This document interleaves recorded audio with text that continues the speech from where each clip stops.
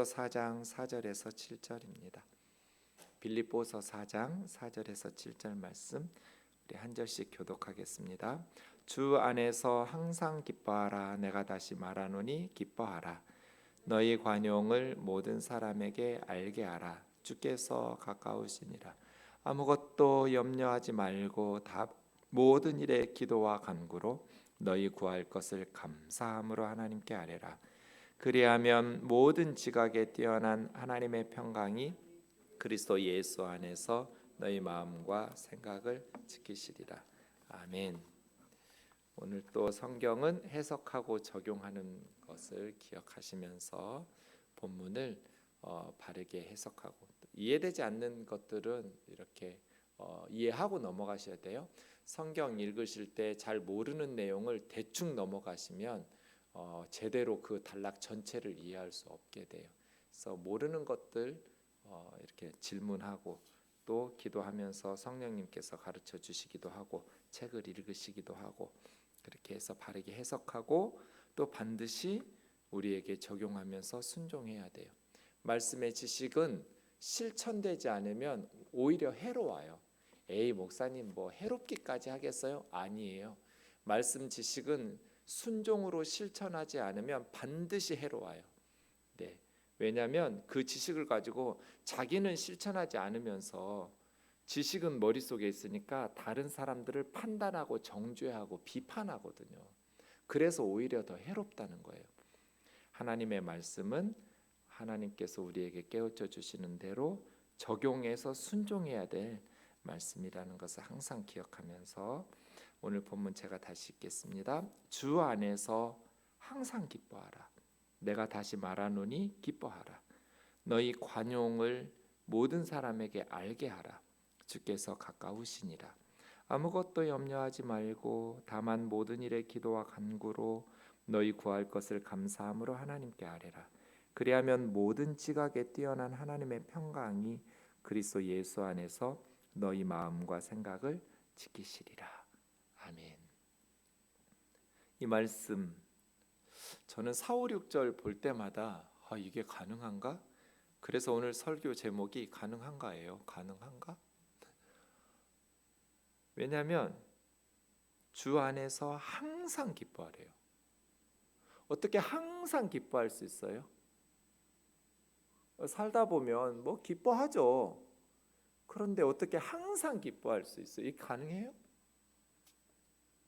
5절도 마찬가지예요. 너희 관용을 친절이라고 생각하시면 돼요. 항상 모든 사람에게 따뜻하고 부드럽게 온유하게 친절하게 어떻게 모든 사람에게 관용을 해요. 6절도 아무것도 염려하지 말래요. 아니 어떻게 아무것도 염려를 안 할 수 있어요? 그래서 이 세 가지가 다 불가능해 보여요.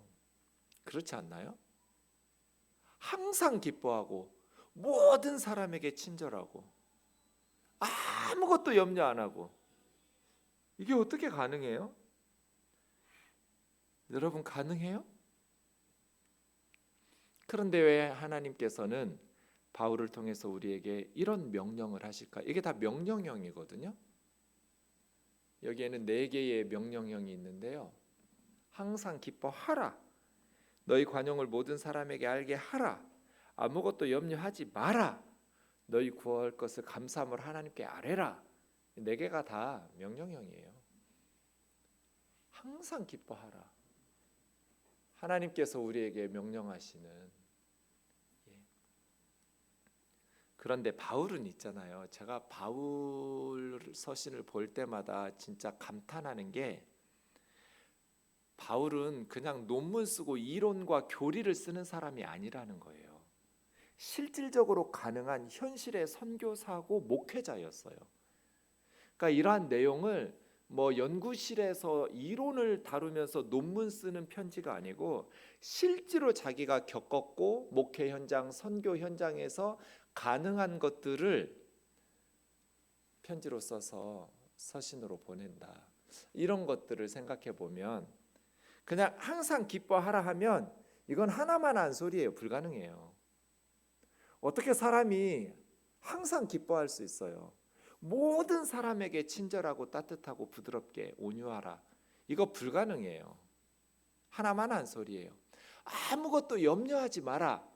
이것도 하나만 한 소리예요. 어떻게 우리가 살면서 천국에서는 걱정할 게 없으니까 아무것도 염려하지 않는 게 가능할지 모르겠지만 이 세상에서 사는 인간이 땅에 발 디디고 사는데 어떻게 아무것도 염려하지 않을 수가 있어요? 불가능해요. 하나만 한 소리예요.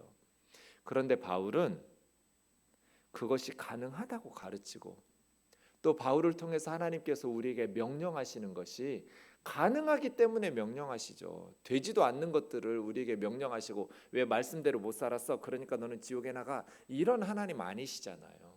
우리를 불가능한 것을 명령하신 후에 불순종했다고 해서 죄인 취급하시려고 하나님께서 말씀을 주신 게 아니잖아요.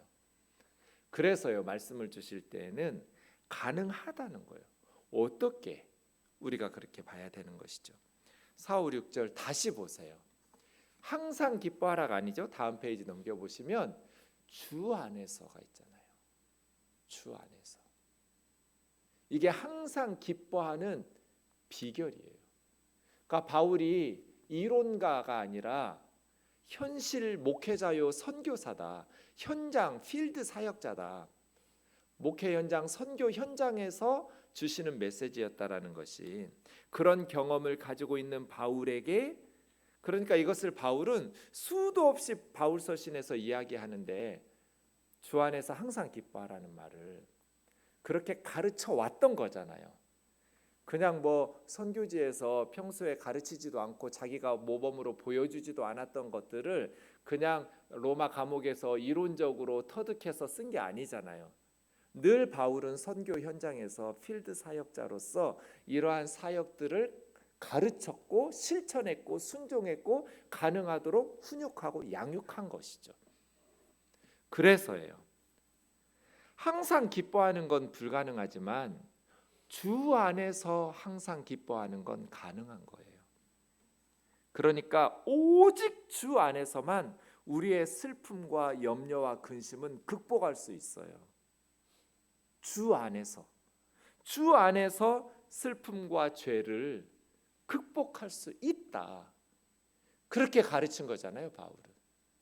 그래서 주 안에서 항상 기뻐하라. 내가 다시 말하노니 기뻐하라. 오늘은 이 4절만 볼 건데요. 5절도 마찬가지죠.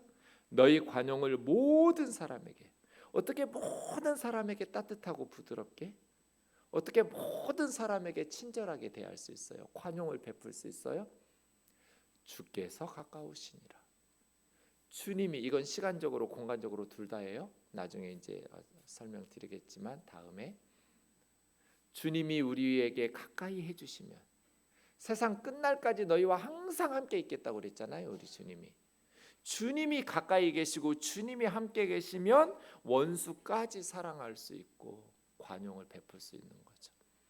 또 이건 시간적으로 보면 재림이에요.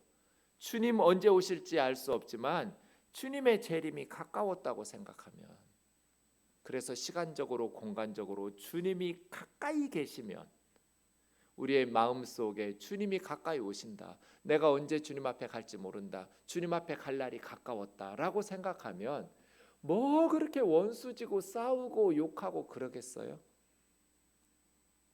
모든 사람에게 따뜻하게 주님의 사랑을 전하겠죠. 어떻게 아무것도 염려하지 않을 수 있어요? 다만 모든 일에 기도와 간구로. 그러니까 아무것도는 모든 일하고 연결되어 있죠. 모든 일을 아이고 이렇게 시시한 것도 기도해도 돼? 아니요. 기도하지 않아도 될 만큼 시시한 건 하나도 없어요. 우리 인생에. 우리의 모든 삶의 요소들은 다 주님 앞에 기도 제목이에요. 모든 일에 기도하기 때문에 염려하지 않을 수 있어요. 염려와 근심은 기도로 극복하는 거예요. 그래서요, 보세요. 언뜻 보면 진짜 하나만 한 소리 같이 뭐 이런 게 가능해? 라고 싶지만 바울은 앞뒤에다가 가능한 방법을 다 써놨어요. 불가능해 보이지만 가능할 수 있는 방법들을, 항상 기뻐하는 건 불가능하지만 주 안에서 항상 기뻐하는 건 가능하고, 모든 사람에게 관용하는 것은 불가능하지만 주님께서 가까이 계시면 모든 사람에게 관용하는 것이 가능하고, 아무것도 염려하지 않는 건 불가능하지만 모든 일을 기도와 간구로 살면 아무것도 염려하지 않는 것이 가능해지는 거예요. 그래서 주님은 우리에게 불가능한 것 같지만 가능한 것, 그래서 그리스도인들은 불가능한 것들을 살아내는 사람들이죠. 그렇지 않나요? 그리스도인이라는 게 뭐예요? 불가능한 것을 살아내는 사람들. 우리 자연적인 본성이나 우리의 성품이나 우리의 의지나 노력으로는 불가능하지만 성령님께서 함께 하시고 주님 안에 거하시고 주님의 손에 붙잡히면 가능해지는 거죠. 내 힘으로 하려고 하면 불가능하지만 주님 손에 붙잡혀 버리면 가능해져요. 예수님처럼, 예수님 그렇게 사셨잖아요. 스데반 집사님 보세요. 돌에 맞아 죽어가는데도 저 사람들 용서해달라고 순교당하는 마지막 순간까지 천사처럼 얼굴이 환하게 빛나면서 돌에 맞아 죽어가잖아요. 불가능하잖아요. 억울할 텐데 불가능한 것들이 가능해져요.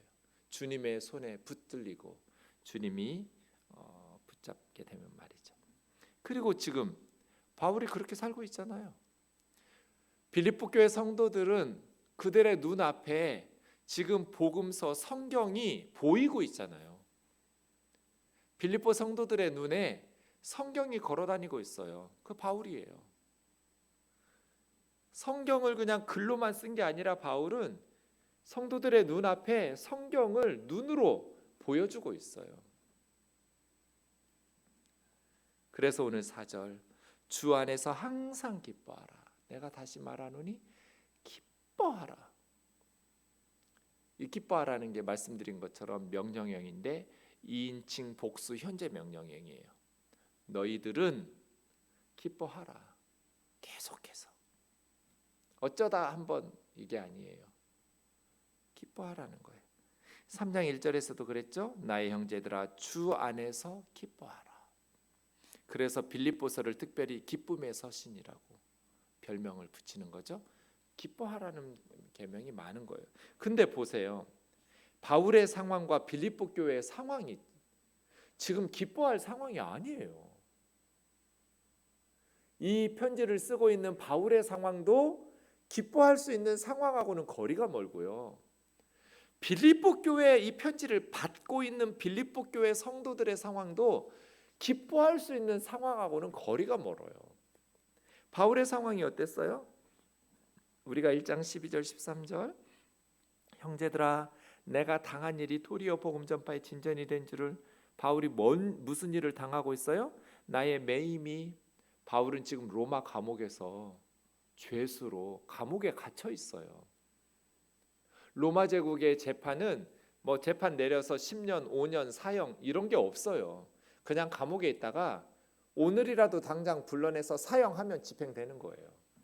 그러니까 바울은 언제 죽을지 몰라요. 당시에 로마 제국은 네로의 박해 가운데에서 예수 믿는 게 가장 큰 죄예요. 황제 숭배 안 하니까. 그리고 로마 제국의 근간을 허문다고 생각했으니까 예수 믿는 사람들에 대한 극도의 증오와 극도의 미움을 가지고 있던 사회적 분위기 속에서 그들의 우두머리격인 바울이 잡혔어요. 도망다니다가 딱 잡았단 말이에요.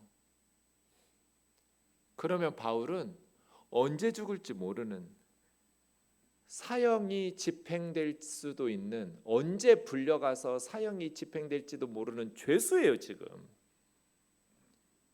바울의 상황이 기뻐할 수 있는 상황, 근심하지 않을 수 있는, 이렇게 한가하게 평화로운 시대가 아니에요. 그런데 바울은 주 안에서 항상 기뻐하라. 내가 다시 말하노니 기뻐하라고 말하고 있어요. 지금 빌립보 교회 상황이 뭐예요? 우리가 지난주에 보았죠. 내가 유오디아를 권하고 순두개를 권하노니 주 안에서 같은 마음을 품어라. 그럼 빌립보 교회에는 지금 뭐가 있어요? 분쟁 중이에요. 제가 고등학교 2학년 3학년 때 저희 시골 모교회가 100년이 넘었어요. 선교사님이 세운 교회인데요. 100년도 더 된 교회인데 그 근방에 교회가 하나밖에 없어요. 시골 농촌이니까. 그래서 온 동네 사람들이 그냥 한 교회 오랫동안 다녔어요. 가족처럼, 형제 자매처럼. 그런데 제가 고등학교 다닐 때 교회가 어른들이 둘로 싸우면서 저희 동네가 가운데 있었고요. 원래 다니던 교회는 여기 있고 새로 만든 교회는 여기 있었어요. 그래서 뭐 교회 근처에 사는 동네 분들은 가까운 교회로 갔는데 다 그런 건 아니지만 저희 동네는 둘로 딱 나뉘어서 양쪽 교회로 갔어요. 딱 중간에 있는 교회여서. 기쁨이 하나도 없어요. 교회가 둘로 싸우니까 이건 예배의 기쁨이나 성도의 교제의 기쁨이 하나도 없었어요. 그래서 분쟁 중인 교회의 비극이 기쁨이 사라져 버려요. 그렇지 않아요? 한 가족처럼 그냥 친절하게 같은 구역, 같은 캠프, 같은 남녀 전도회에서 그렇게 행복하게 형제처럼 자매처럼 지내다가 딱 분쟁하고 싸우기 시작하니까 이건 세상 사람들이 더 마음이 편하지 너무너무 마음 불편하고요.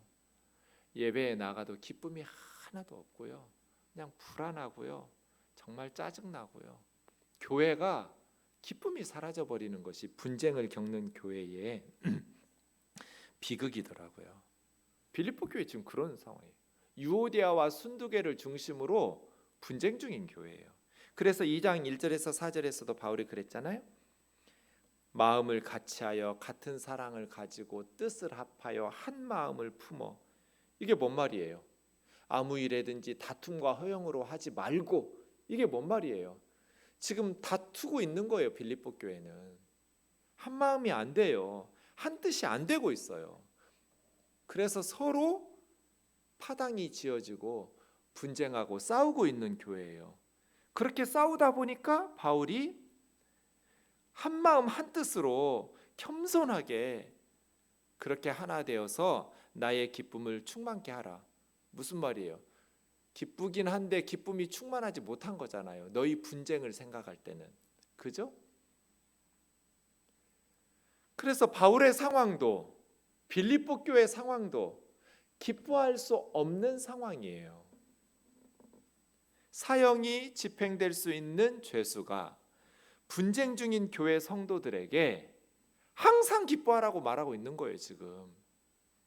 그래서 뭐예요? 바울이 지금 우리에게 하고 싶은 이야기는 그 어떤 상황에서도 기쁨을 빼앗기지 말라는 얘기하는 거잖아요. 기뻐할 수 있는 상황이 아니에요. 그리스도인들은 그 어떤 상황에서도 기쁨을 빼앗기지 마라. 기쁨을 잃지 마라. 바울이 우리에게 하고 싶은 이야기는 그런 얘기예요. 주 안에서 항상 기뻐해라. 주님 안에 있는 바울에게서 기쁨을 빼앗아 갈 것은 아무것도 없다고 이야기하고 있는 거예요. 주 안에서 누리는 기쁨을 누구에게도 뺏기지 마라. 바울이 이런 얘기하는 것 같아요. 언제 내가 불려나가서 사형이 집행될지 모르지만 사형이 천국에 가면 되지. 내가 왜 주님 안에서 기뻐하는 것들을 내가 왜 슬퍼하고 괴로워하면서 살아야 돼. 분쟁 중이에요. 교회가 싸우고 있어요. 빌립보 교회를 생각하면 마음이 무거워요. 그래도 바울은 주님 안에서 기쁨을 잃어버리지 않았어요. 주 안에서 기쁨을 잃어버리면 어떻게 사역할 수 있겠어요? 주님 앞에 맡기고 기도하면서. 분쟁이 인간들이 모였으니까 그럴 수도 있지. 그죠? 문제는 뭐예요? 어떻게 교회에서 싸울 수가 있어? 싸울 수 있죠. 사람들이 모였는데 상처받을 수 있죠. 인간들인데, 목사도 사람인데 어떻게 실수 안 해요? 허물 많은 인간들이 모인 교회에 어떻게 완벽할 수가 있어요? 그래서 분쟁이 있고 갈등이 있고 당연한 거예요. 그것 때문에 우리의 기쁨을 빼앗기면 안 돼요. 뭐 하면 돼요? 이렇게 바울의 편지 받았으니까 회개하고 성령 앞에 기도하면서 더 화해해서 이전보다 더 우리의 연약함도 깨닫고 더 성숙한 공동체로 나가면 되죠. 분쟁이 있고 다툼이 있는 건 그건 염려할 필요 없어요. 그 분쟁을 해결하지 못하는 게 문제죠. 성령 안에서 극복하면 되죠. 회개하면 되고 문제를 해결하면 되죠. 그걸 통해서 자신의 연약함과 어리석음도 깨닫게 되고 더 성숙한 그리스도인으로 변화됨, 그것이 성화되는 것이고 그것이 그리스도인 되는 거죠. 바울도 그랬고 베드로도 그랬고 다 넘어지고 자빠지고 다 어려움이 있었고 분쟁하고 싸우고 바울도 바나바하고 대판 싸웠잖아요. 2차 선교여행 가기 전에. 하지만 내 아들 마가 이렇게 부르면서 변화되는 거죠. 분쟁이 기쁨을 빼앗아가지 못하도록. 가난, 가난하면 꼭 슬퍼해 줘야 돼요? 가난이 가난하니까 더 주님 앞에 의지하면서 살 수 있죠. 맘몬, 돈이 하나님의 역할을 대신하는 가장 큰 우상이에요. 우리 시대에. 그렇지 않나요?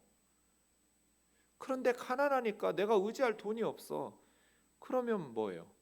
부유한 사람들은 돈을 의지할 수도 있지만 우리는 의지할 돈도 없으니까 주님 의지하면서 사는 거죠.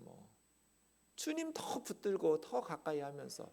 가난이 왜 우리를 기뻐할 수 없게 만들어야 돼요? 가난이 왜 우리를 슬프게 만들고 우리의 신앙을 흐트러뜨려 놔야 돼요? 어떤 상황도 우리에게서 기쁨을 빼앗아 갈 것이 없어요. 질병? 질병이 저는 평생 연약한 몸을 가지고 살아가고 있지만 그래서 남들이 불쌍히 여길 뿐 커피도 못 마시고 김치도 못 먹고 그래서 그냥 이렇게 살아 있으면 되지. 꼭 내가 그 몸이 건강하지 못하니까 남들 막 누리는 걸 보면서 꼭 부러워해야 되고 막 슬퍼해 줘야 돼요? 그럴 필요가 뭐가 있어요?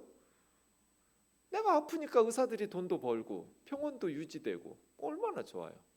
아프니까 주님 더 붙잡고 더 조심하고.